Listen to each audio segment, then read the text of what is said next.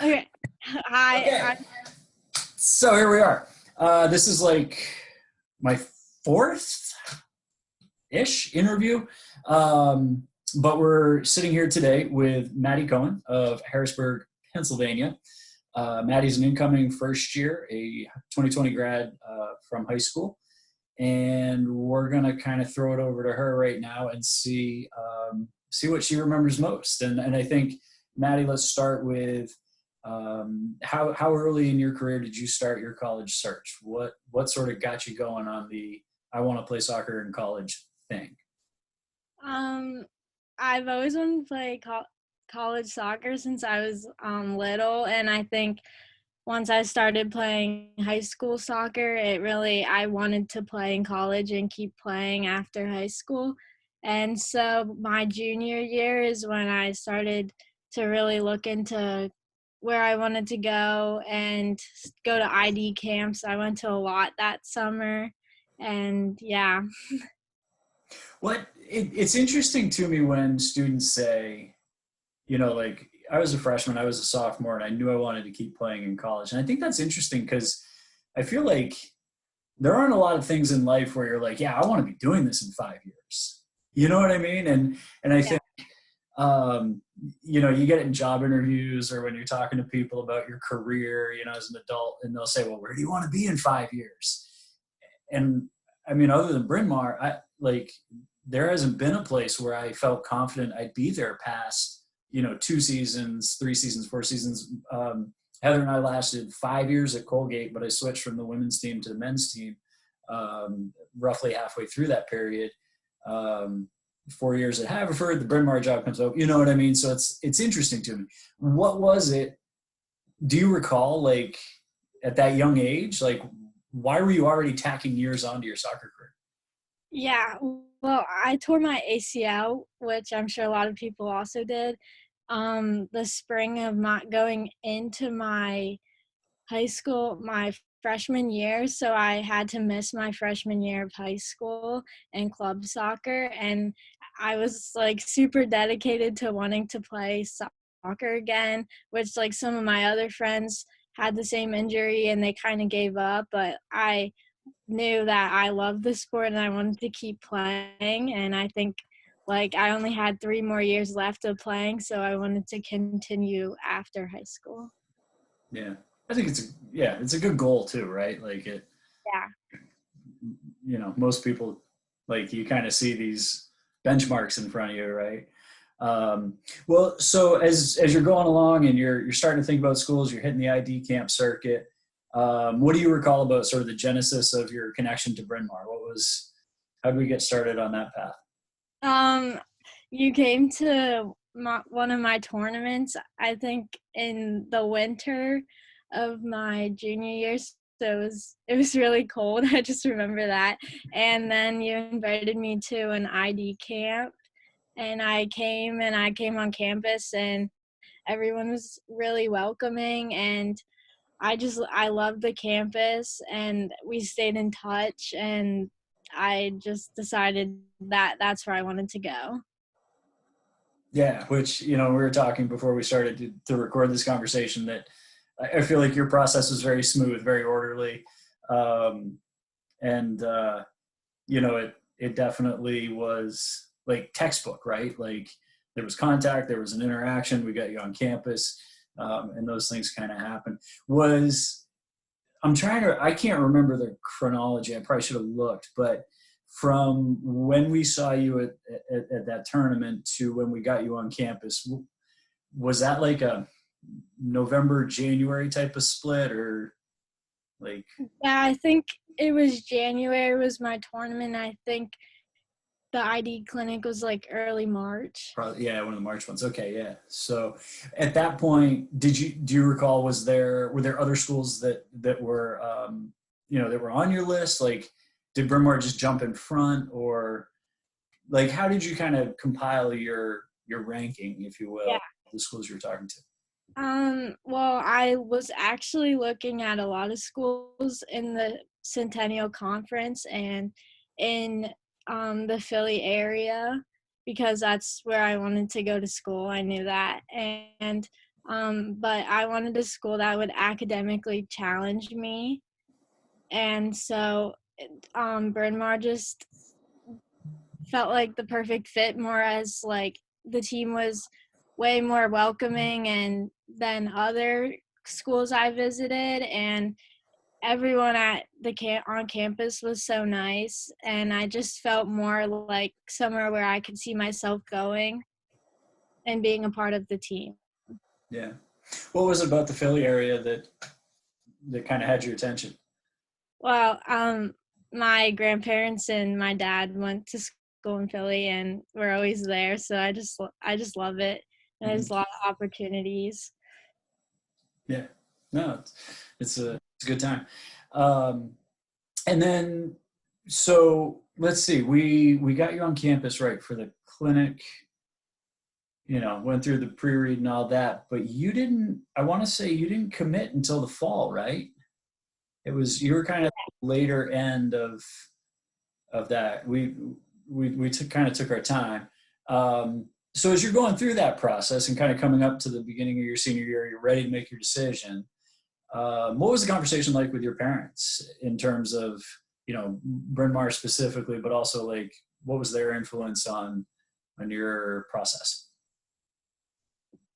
My parents were really supportive and wanted me to pick somewhere where I felt at home, and um we talked a lot about financially what this means, and because it is expensive, and I decided that I wanted to that it the advantages outweighed the disadvantages, and that it's I'll be successful if I go to Bryn Mawr, and it just was something that we talked about, going to a school with great academics. So yeah, and a competitive soccer team. Yeah, yeah. More so than ever, I think, this coming year. Um, no, that's cool. I think, were there, I don't know, was there a difficult period during your recruiting process? Was there a point at which, you felt like you were struggling a little with college selection at any point, beginning, middle, end kind of thing? Was there a low point? Was there frustration? What kind of downside was there in the college choice? Yeah, I'd say even my sophomore year, a lot of people were some people on my team were committing and stuff, and I wasn't at that point yet, or even hearing back from coaches, and it was just really frustrating. And even before I started going to like the beginning of my junior year, it was even more frustrating because my whole team was committed and knew where they were going, and there was only a few of us that didn't, but everyone told me that I'll be fine and it'll work out, and it did. Yeah. Yeah, and we've come on to that topic, I think, with all the conversations with your teammates as well, that like everybody kind of has their own timeline and their own process to work through. And I think you're a good example of somebody who stayed the course. And I think, listen, your team is stacked. There's some really exceptional players on that team. So they're going to commit early. The D1s start hoovering around. They're going to sweep up some kids early on. And I think that's tough if you're not that scholarship level player that coaches are, you finish your sophomore year, right? Like we're going to see here in another couple of weeks, and all the 2022s are going to get their phone calls, and this massive pile of players in 2022 are going to be like, oh my gosh, I didn't get a call. And it's right, Yeah. because your process is going to take a little longer, and you have a journey that it's going to take a little more time. But I think your story and others like yours should be really reassuring that you can carve out these awesome opportunities, even if it takes you a little longer. So Yeah. hopefully somebody will watch this video and oh, Maddie Cohen, she gave me courage. Listen, I have to say though, I'm going to sidetrack for just a second. I'm looking at the walls in your room there, and there's way too much red. Everything's red back there, so we got to get a little more yellow, maybe. But like your color scheme's way off right now, so Yeah. you got to Well, work on red that. and white. So I don't know. Is there anything else that you would add, like advice you'd give somebody, you know, who's in the middle of or maybe beginning their recruiting efforts? Other thoughts about your process you want to share? I guess some advice I would give would just like keep going and that it'll work out and you'll find your home. And I guess something else I'd want to share is that I like how Bryn Mawr empowers women and other people in the community. Mm-hmm. Yeah. Well said. I think that's you know, those are two key pieces, right? And I think one's more general, in the sense that, you know, you just have to take a deep breath with this stuff and, you know, and let things go. And I think, you know, we've talked with, and I need to get Elizabeth to do one of these with me, but Elizabeth Kiley, who'll be a junior this year, she dragged her recruiting process out literally to like April 30th, of her senior year. And, you know, she applied regular decision, and I agonized and agonized and agonized. And she finally, like, I was looking that up, and I sent her a text in sort of a, I don't know, I was in a bit of a mental state. I shot her this text, and she wrote me back, and that was the end of it. And she was committed at that point, but like literally right up to the 11th hour. But I think Elizabeth, as anybody who knows her would understand fully, like she was very much in control, and she sort of had her priorities, and she stuck to her principles. And I think she's made a wonderful decision, and she's been an integral part of our team and our community. And I think that, but you know, I think she's one of those very self-possessed people, mature, maybe a little beyond her years, and she was able to be that patient. I think, you know, for a lot of people, it's hard to be that patient.